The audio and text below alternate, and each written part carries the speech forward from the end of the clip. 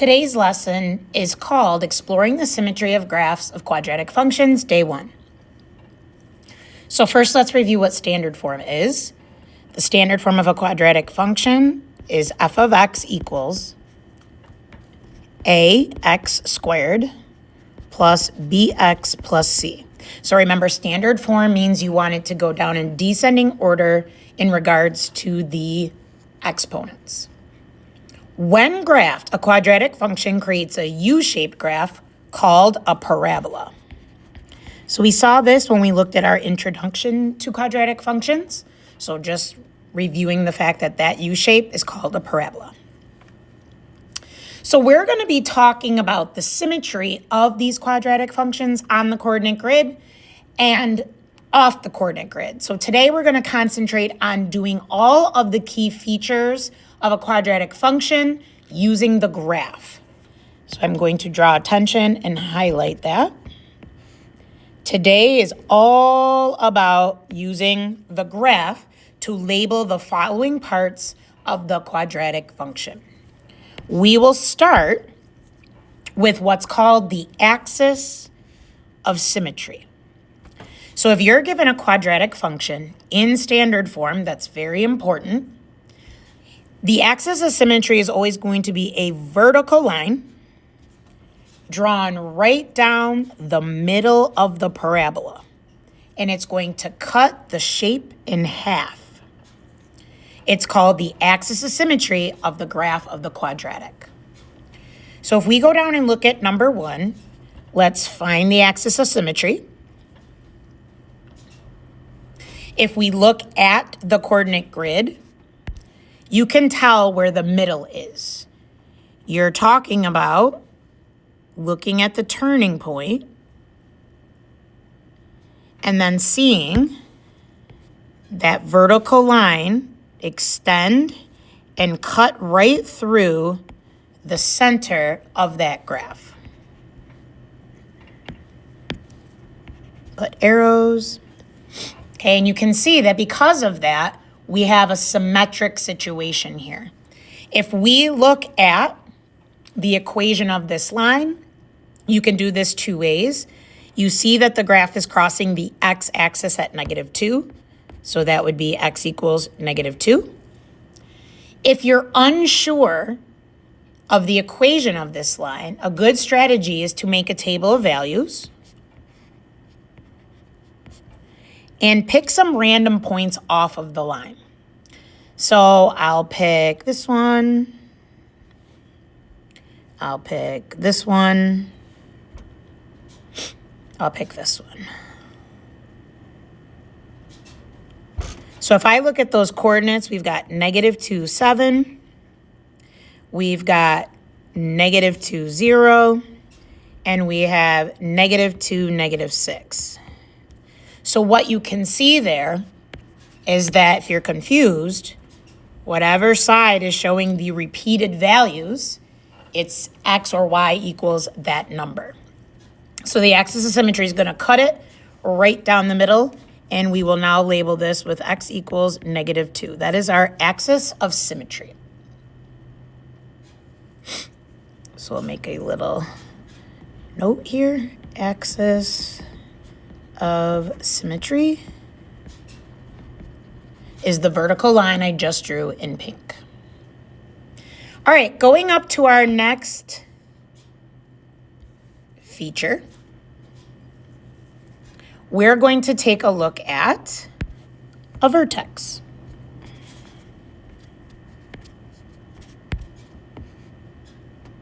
So the vertex is a point where the parabola and its axis of symmetry intersect.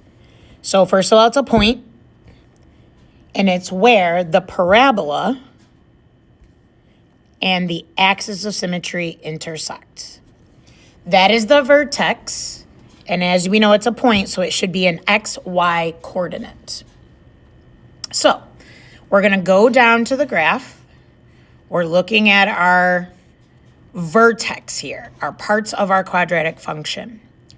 In order to find that vertex, we're going to look at the graph itself, and we're going to look at the axis of symmetry. So obviously the axis of symmetry should be found first. And then you can see right here, that is where the two intersect. So this point right here is the vertex. It is the coordinate -2, -1. And then I want to draw attention to that -2. That is not a coincidence. The x value is going to be the same as the x value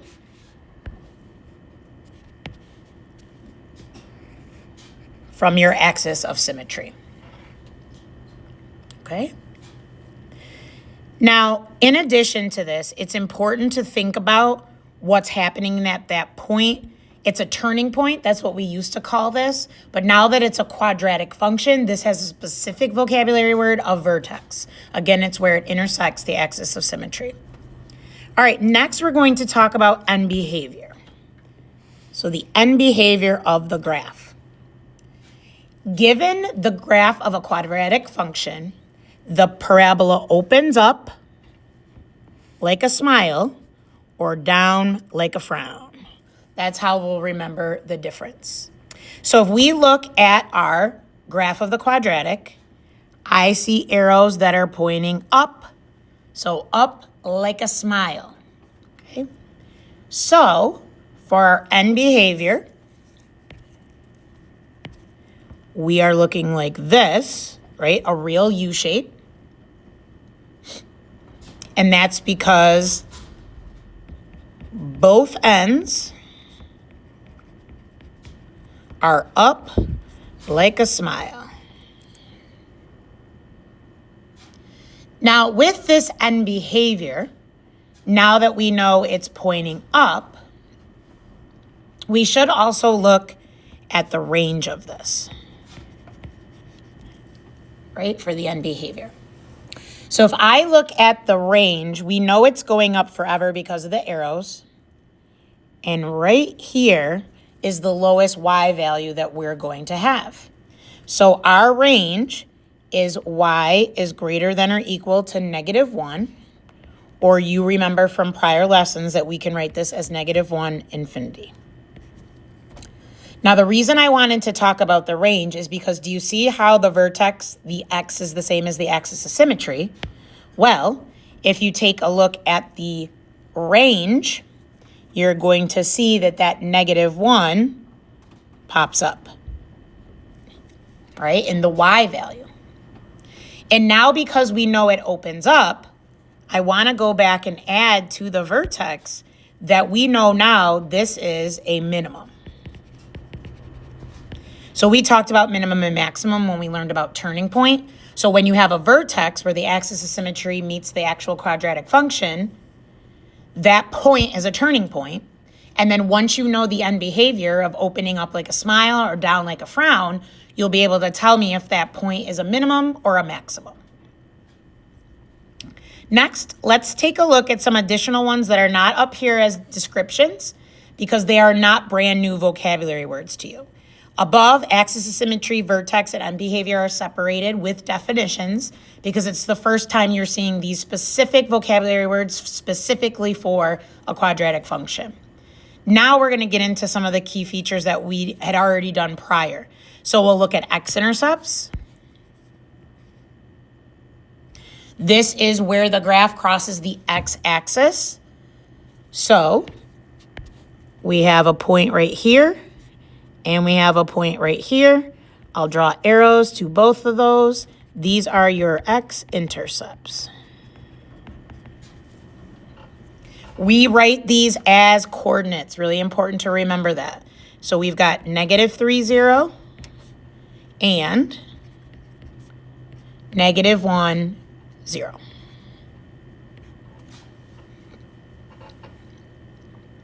Now, if we look at that, I want to talk about a special thing that happens. If we look going out, one away, I hope you see that the x-intercepts are symmetric. And it's from the axis of symmetry.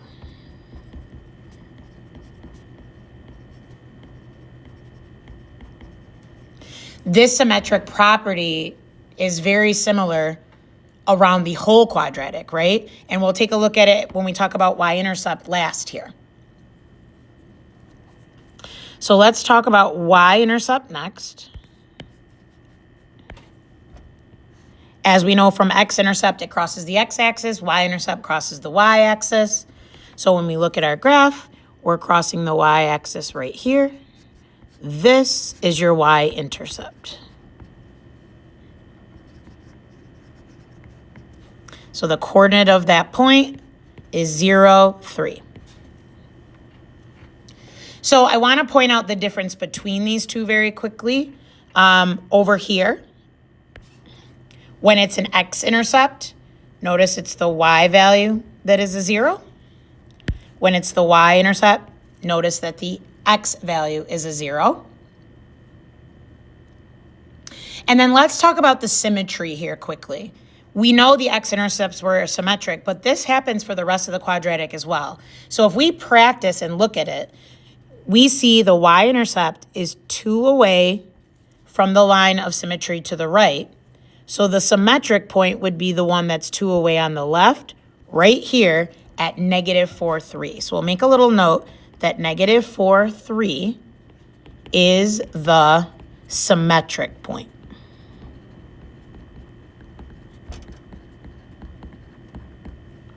And you can see that by looking here at the 3 and the 3.